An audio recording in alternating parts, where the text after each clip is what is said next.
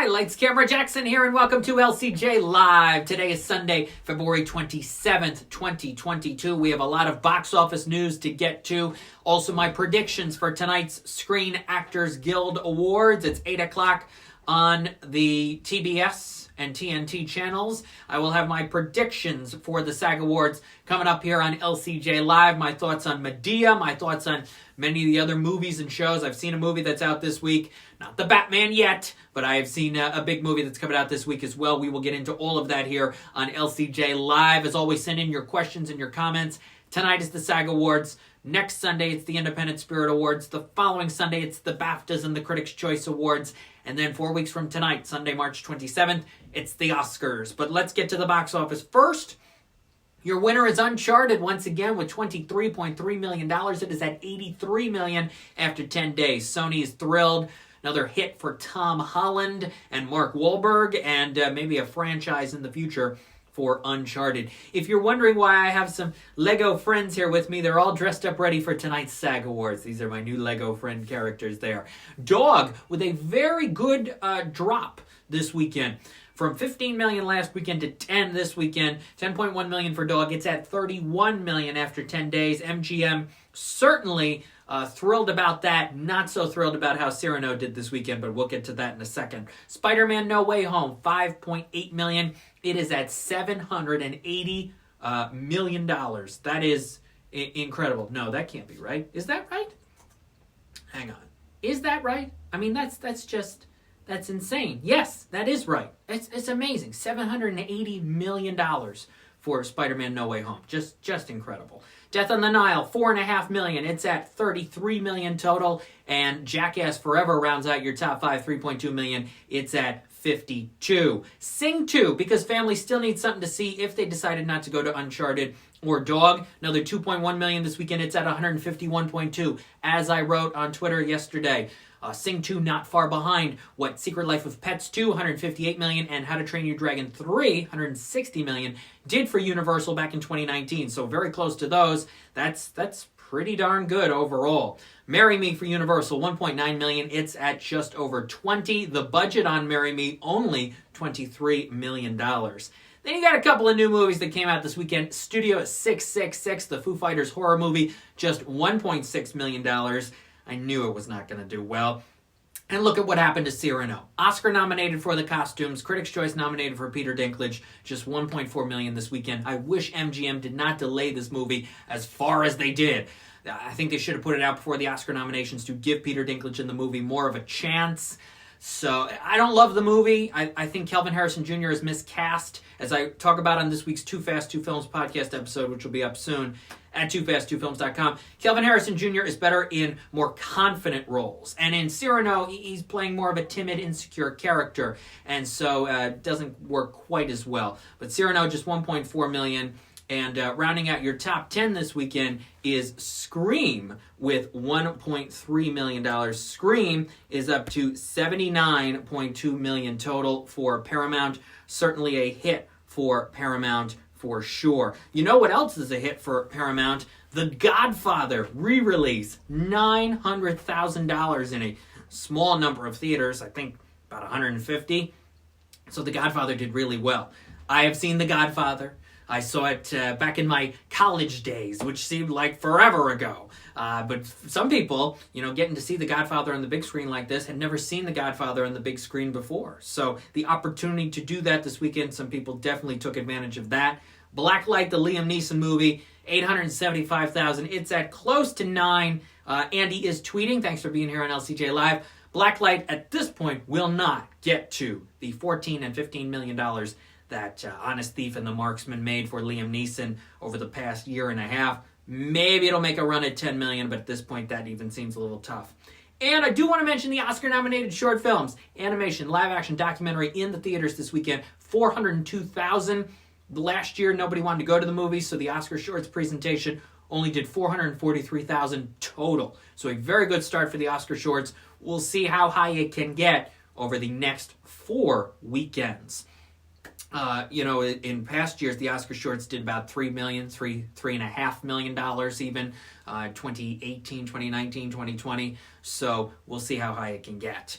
As I mentioned, I've seen a big movie that's coming out this week, and that is Lucy and Desi, the new Lucy Desi documentary that's on Prime Video, directed by Amy Poehler. It's a good film. It's nice. It's got some emotion towards the end. It's a fairly straightforward documentary, but the footage is good. The interviews are solid. It's a solid documentary. Is it the deepest one ever made? No. But it's fine. If you're a Lucy and Desi fan, I think you'll be more satisfied by this than by Being the Ricardos, which I found to have too many problems. So I do recommend checking out Lucy and Desi. It's on Prime Video this Friday. Have you watched Medea? I have. Medea Homecoming. Also, I reviewed that on Too Fast, Too Films. And I think it's the funniest Medea in quite a while, and maybe the best one ever, because Tyler Perry, the construction of the script is very smart. It's one of the best constructions of a script in one of these movies ever. Better than the Halloween movies. Even funnier than the Christmas one. And a few of the others. Way better than Medea Family Funeral. I mean, I'm so glad that he ended up doing another movie, because that was a terrible way to end that character. Medea Homecoming is funny, and it's very unexpected in places. So check out a Medea Homecoming on Netflix. Have you seen After Yang, says DJ Rachopo? I know that's coming out this week. I've not seen that yet. I've also not yet seen Fresh. But those are coming out this week, along with The Batman. How big is The Batman going to get out of the gate? Probably 115, 120 million, maybe. The only negative thing it has going for it is the 3-hour runtime, but it's going to be on as many screens as Warner Brothers can possibly get. If there is a screen out there, Warner Brothers wants the Batman on it. So we'll see how much the Batman does. I'm thinking 115, 120. I might be a little low in that department, but we will see. So that is the Batman this week. And also on TV this week, The Boys presents Diabolical, which is a new animated spin-off series of The Boys. I've seen some of the episodes of that. So that is on Prime Video as well this Friday, March the 4th. Have you watched No Exit yet on Hulu? I do recommend that. It's a action-packed in spots thriller, snowstorm set thriller. We had a lot of snow here the other day in upstate New York, so if you want to check that out, that is on Hulu. It is now time for my predictions for tonight's Screen Actors Guild Awards. So get out your ballot if you have it, or get out a piece of paper. These are my official predictions for tonight's SAG Awards. I'm going to start with television, and then we'll go into the movies. TV, limited series actor will be Michael Keaton for Dope Sick, although I hope it's Ewan McGregor for Halston, because he was excellent. So glad he won the Emmy for that. For limited series actress, Jennifer Coolidge for The White Lotus. It's a performance everyone has been talking about for months now. She will win the SAG Award tonight. Drama series actor and actress could go to people from The Morning Show, but I think this is how the SAG community gives love to Succession. Drama series actor will be Jeremy Strong. Drama series actress will be Sarah Snook for Succession. And drama ensemble, I am going to go with Yellowstone. Let's go! Costner, the powerhouse cast, the show everyone's been watching. I do believe Yellowstone will beat Succession and win the Drama Series Ensemble Award tonight. Comedy actor will go to Jason Sudeikis again for Ted Lasso. Comedy actress will go to Jean Smart for Hacks, who also won the Emmy in this category last year. Comedy ensemble will go to Ted Lasso. And stunt work for a television series, I believe, will be Cobra Kai. So those are my predictions for television. Let's get to the movies.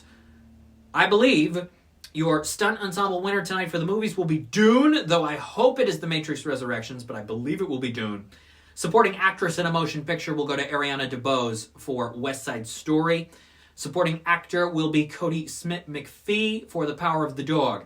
Lead actress, Nicole Kidman, Being the Ricardos. Lead actor, Will Smith for King Richard. And I believe King Richard will win ensemble tonight. I've read some buzz on Belfast and even Coda potentially winning tonight. That would certainly increase their Best Picture chances.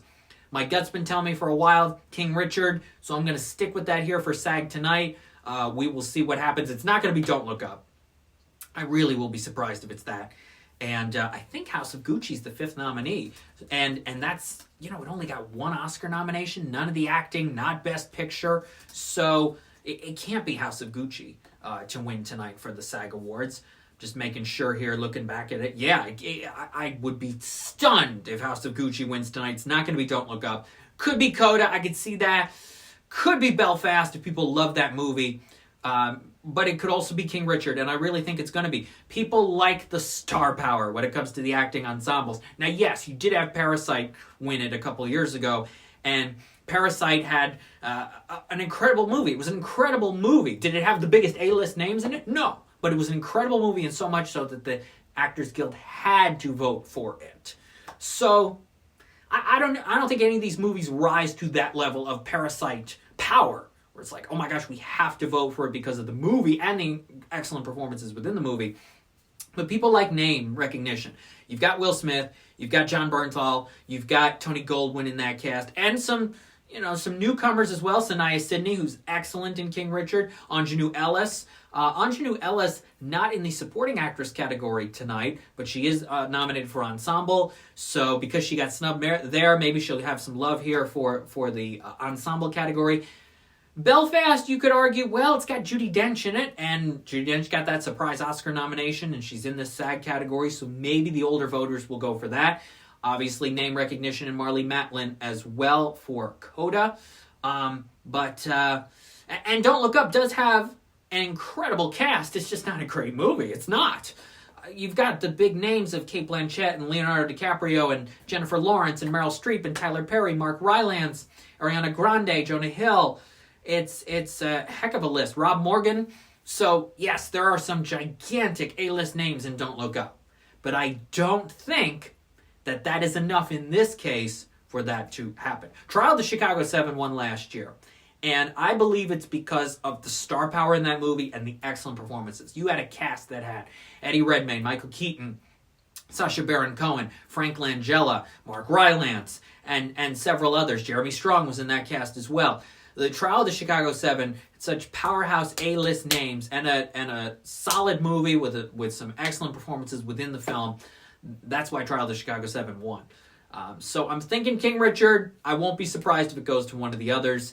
If there's any other upset tonight in the acting categories in what has been such a wacky award season, maybe Olivia Colman for The Lost Daughter over Nicole Kidman.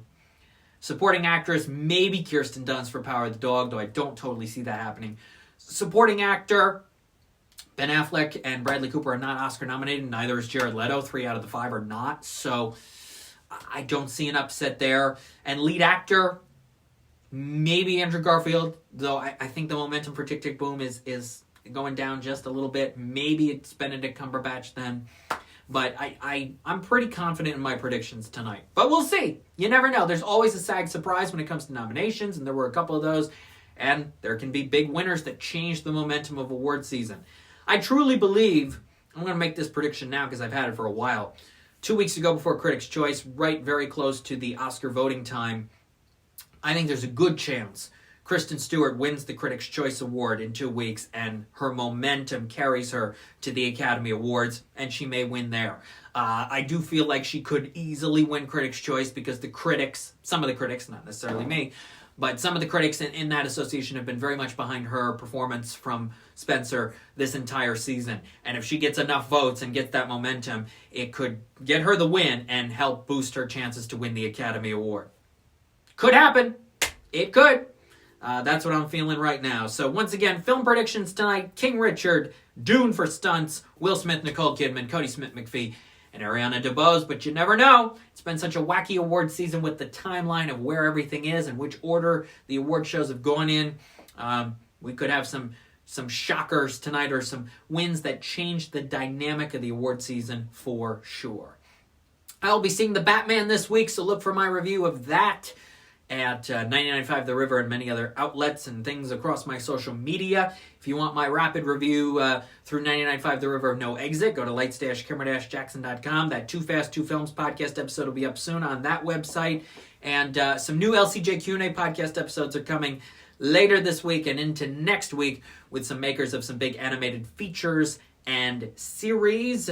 And I had the chance to screen the Oscar-nominated animated shorts again yesterday. I like to watch them. I watch them to interview the makers here on my laptop. I like to pull them up on my big screen TV as well. And boy, they look so good on the TV. If you're able to see the animated shorts on the big screen for adults, because 4 out of the 5 have mature content in them, I recommend it because it's nice to see this talent from around the globe of what these makers can do when it comes to animation. It's really incredible.